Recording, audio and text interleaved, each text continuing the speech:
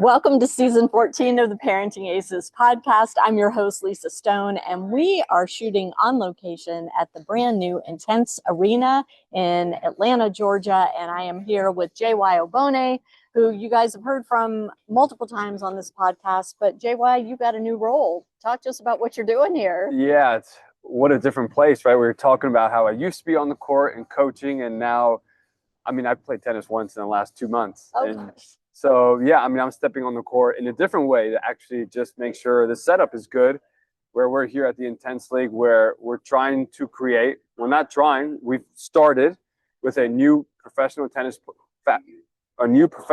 pathway that ultimately is going to lead to a new junior tennis pathway that we think is a more enjoyable format, team format, easier schedule.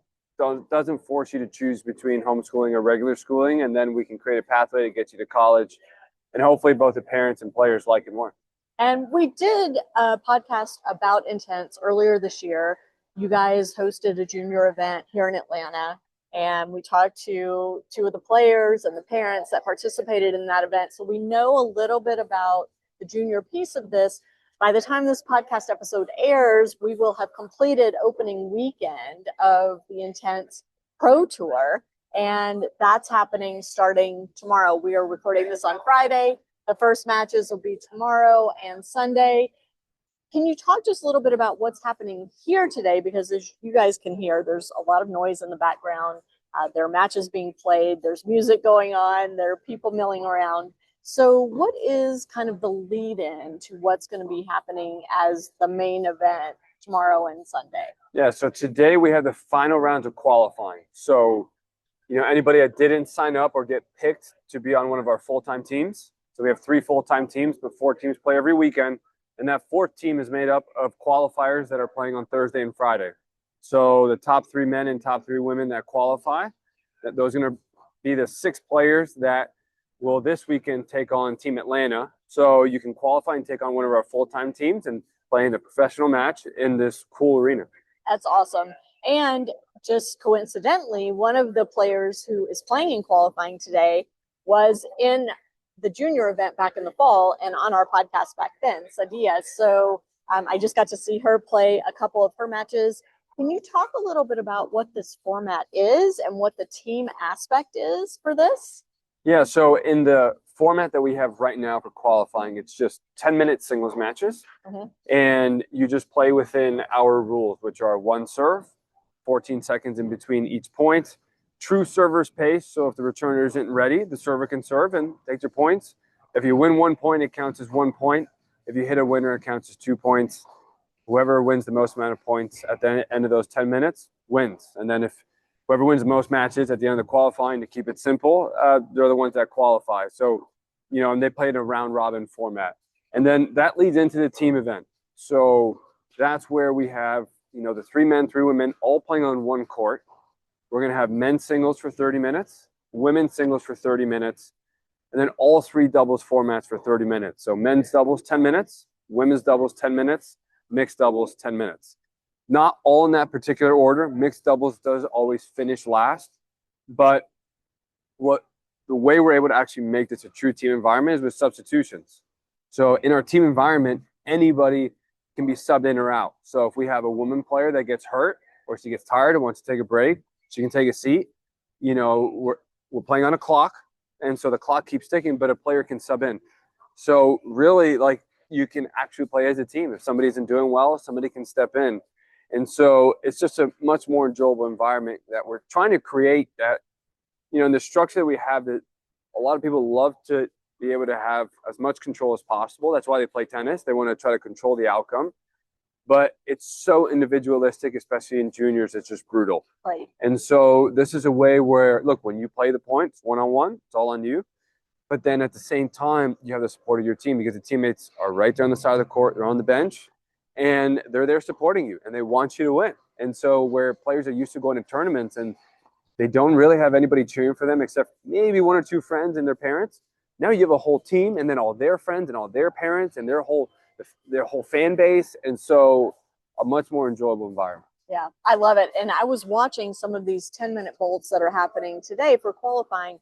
it's really fun to watch the tactics that are involved in this, because as I was watching the players, the player who was in control of the serve, and I can't remember if you just said this, but as you're playing, as long as you win the points on your serve, you continue serving. Yep. So the other person doesn't get to serve until they win a point away from you. And then they hold serve for as long as they're winning points. So what I was seeing is the server was quick serving. They were mixing in traditional overhead serves with underhand serves to rush their opponent and winning some easy points that way. Yep. So there's a lot of strategy and tactics that are maybe not familiar to people who have grown up playing the sport in a traditional manner.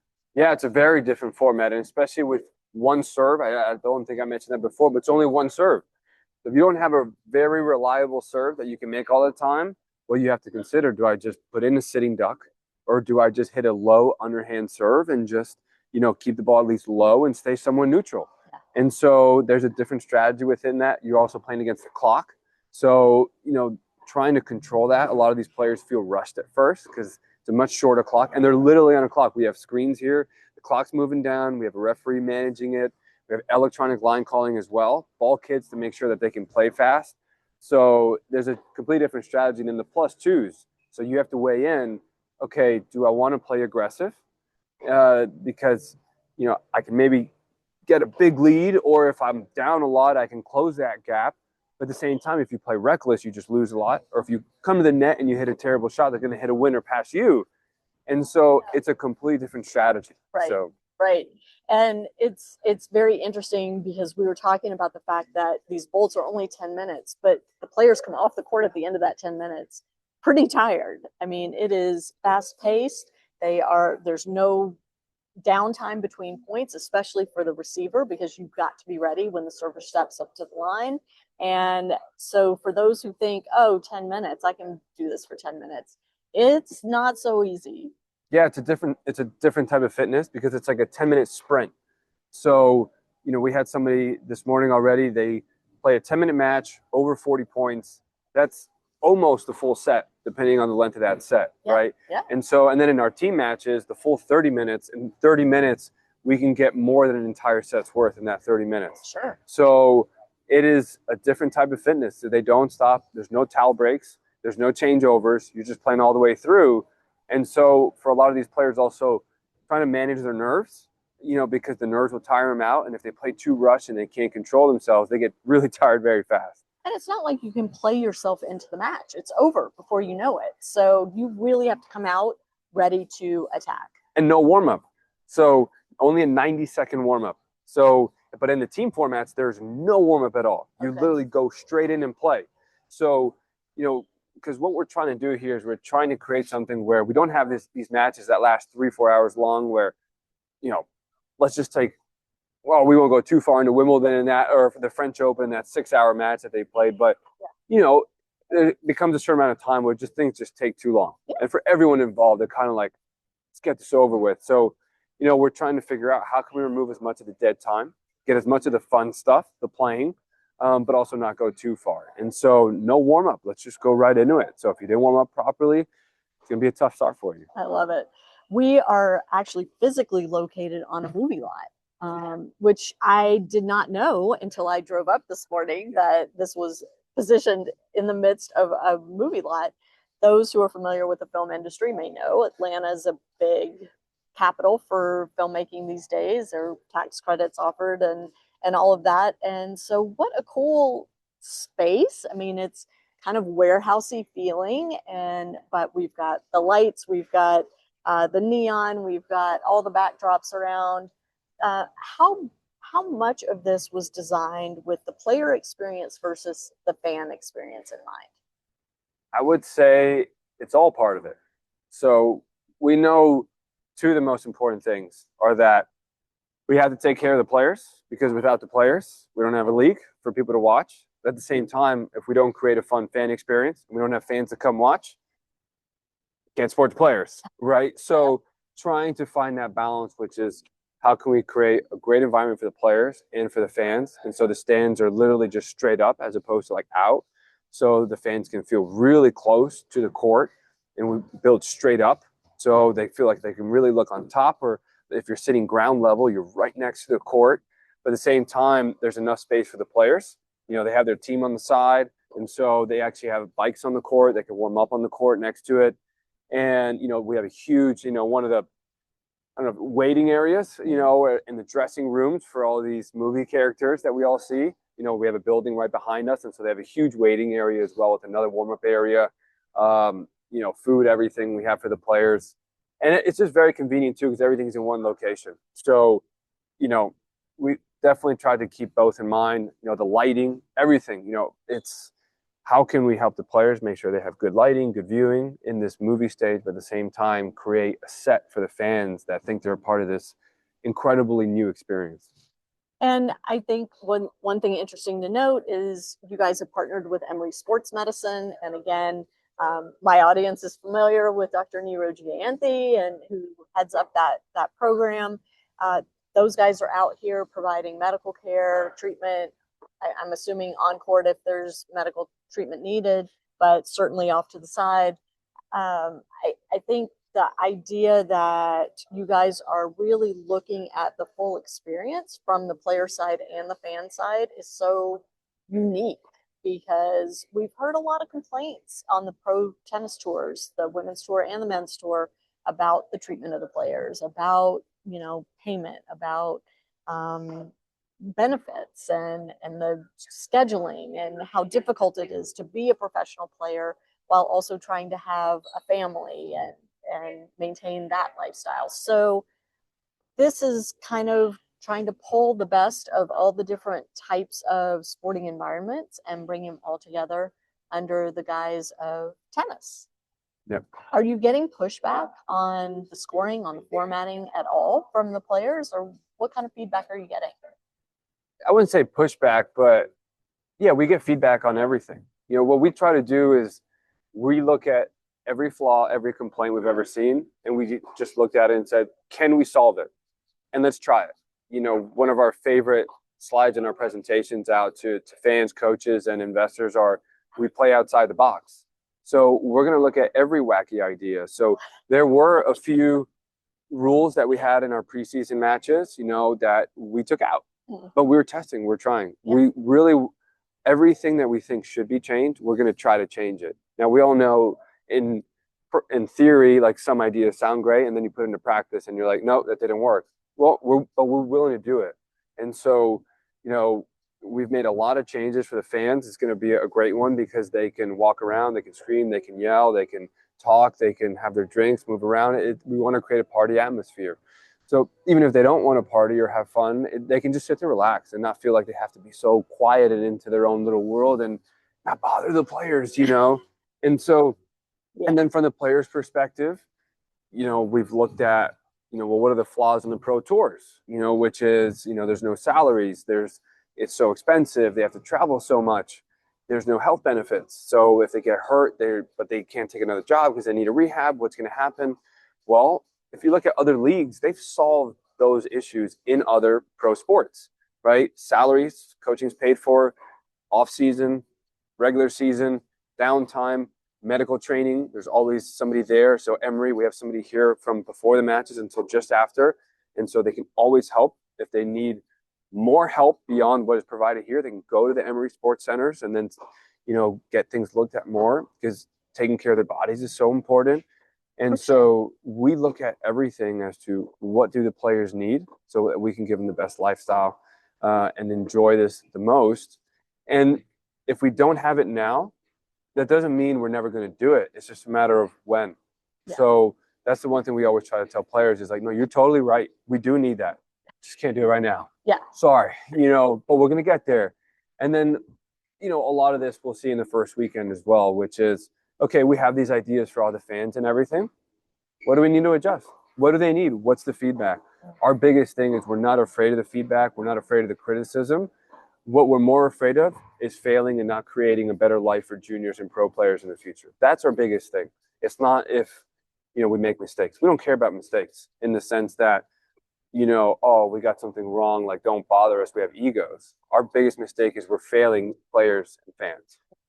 Yeah, I love that. And I think that's a key point. And one of the things when I first learned about this that I thought was so unique was the fact that you are giving these tennis players a way to keep competing in their sport, to continue to earn a living playing the sport that they love without having to pay to play, which a lot of new players on tour are facing that dilemma, right? They aren't earning money yet. They don't have the ranking points. So it's costing them money for a coach. It's costing them money for travel. They don't have the financial sponsors yet.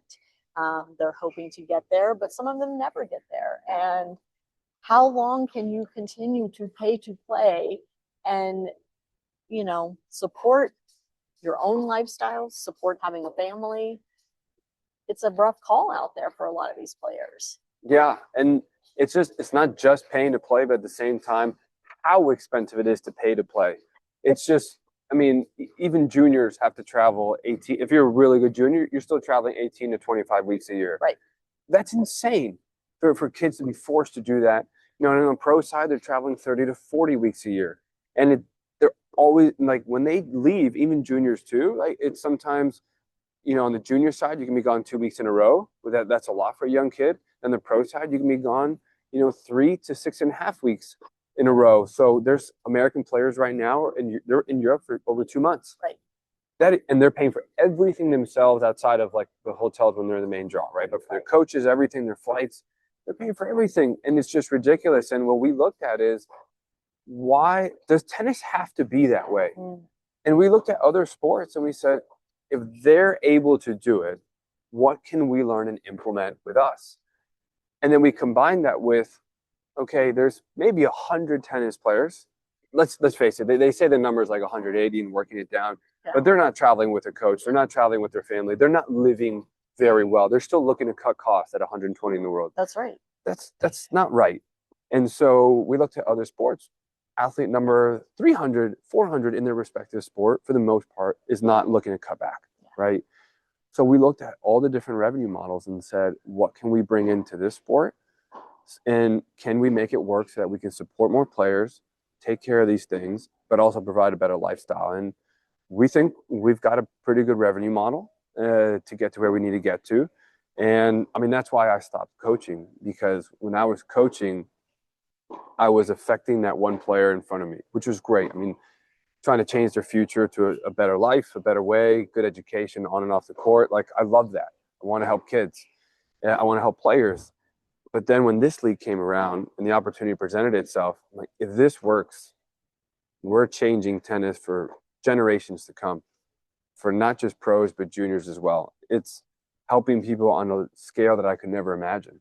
And so I was like, if I can help 10,000 players as opposed to 10, I kind of have to try, right? And so that's what we're trying to do. Everybody working in this is a passion project. So everybody here, I know about those.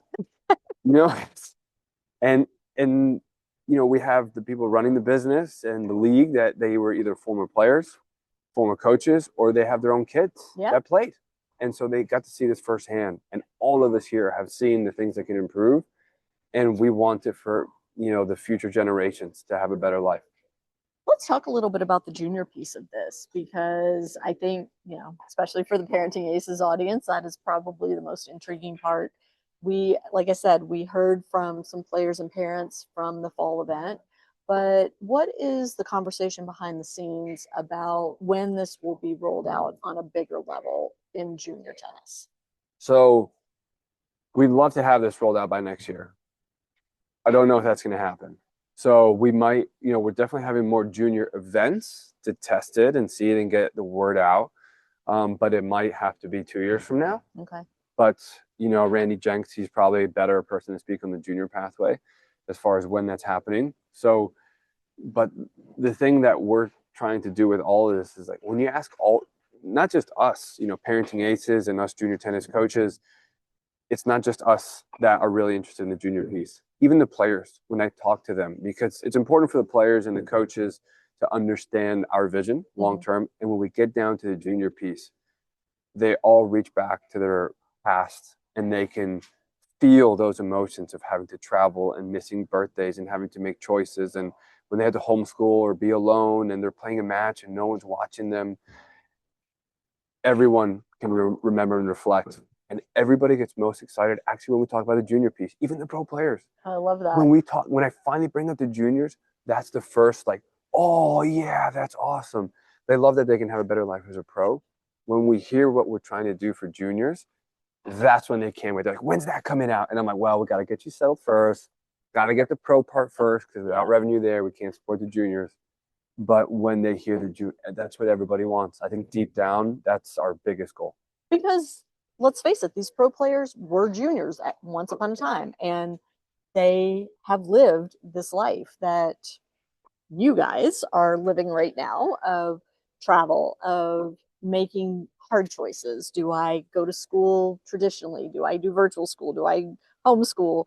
Do I go to my prom, or do I miss my prom to go play in this tournament across the country? And these are all things that every single person who's played our sport has faced. And I love the idea that we might be able to come up with a way to keep families together more, to keep kids in traditional school, whatever that's going to look like moving forward, because we all know that's changing rapidly as well. But we want kids to have social opportunities. We want them to be with their peers off the tennis court and have the time and the freedom to be able to do that. We want them to get to play other sports so that they reduce the risk of injury, reduce the risk of burnout. So having a format like this where it's on a clock, where you can schedule your weekend instead of saying, oh, well, we're going to a tournament, so I have to block my day from 5 a.m. to 10 p.m. because my kid could be playing at any time during that span, right?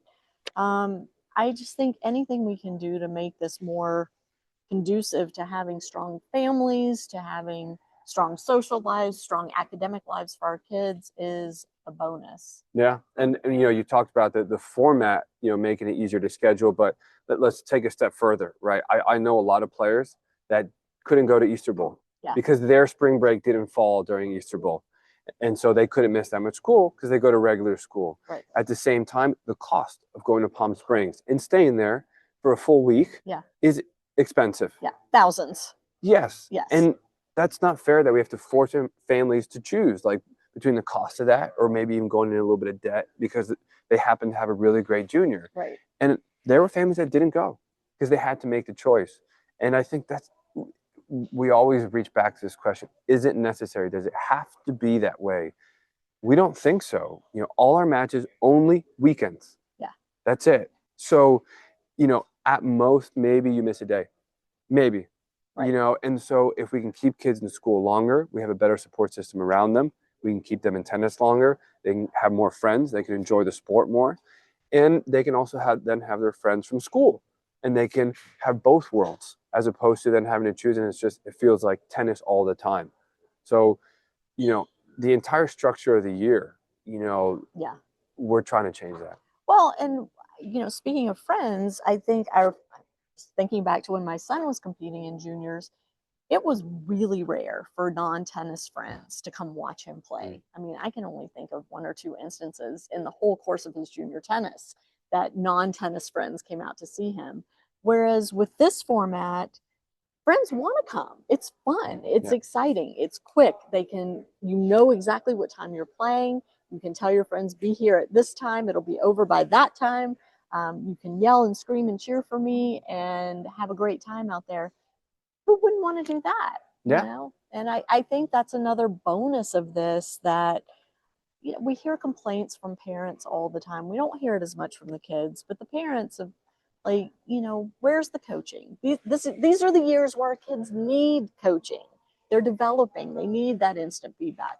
We can't do that in junior tennis as it is currently formatted, but with Intennse. Yep.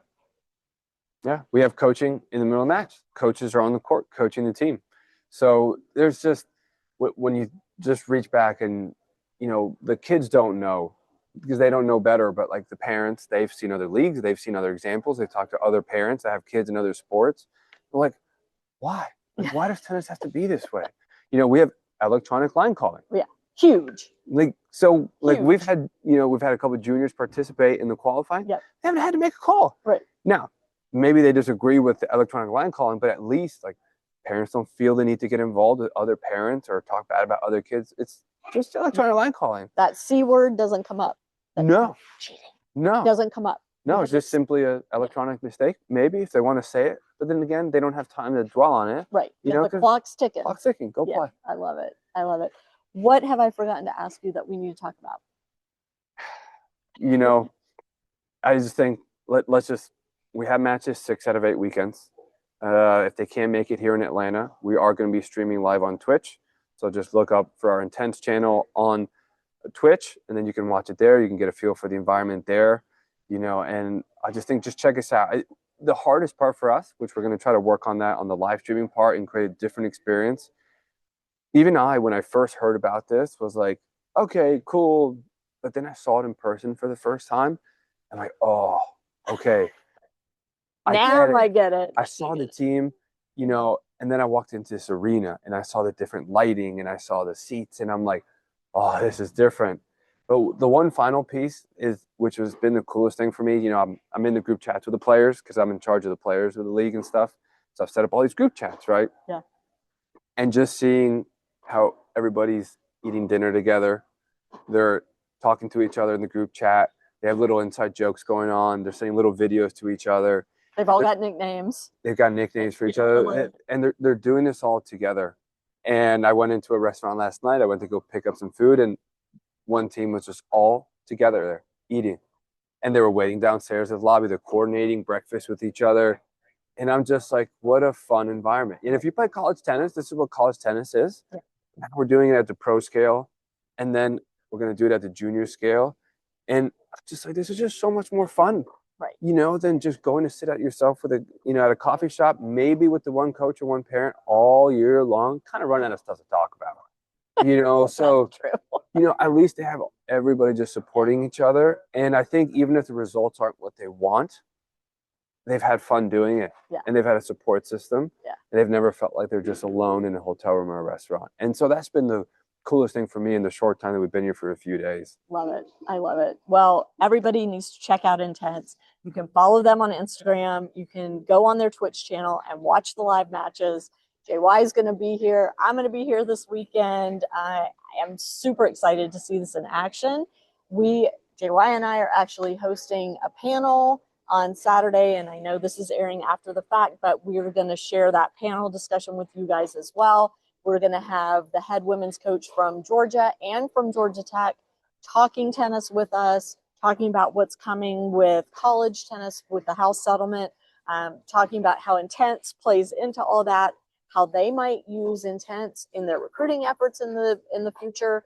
And I think this is it. This is the future of tennis. It may not replace what's currently out there, but certainly it's going to give it a run for its money and offer players a really viable alternative to, like I said, continuing to play the sport that they love, while for the pro side, continuing to be able to make a living, support themselves, and have a life, which I think is going to be just such a nice welcome change. Yeah. So, JY, thanks for taking time. I know you're crazy busy, so I'll let you get back to it. But for all of you, thank you so much for tuning in. We'll catch you next time on Parenting Aces, live from Intennse.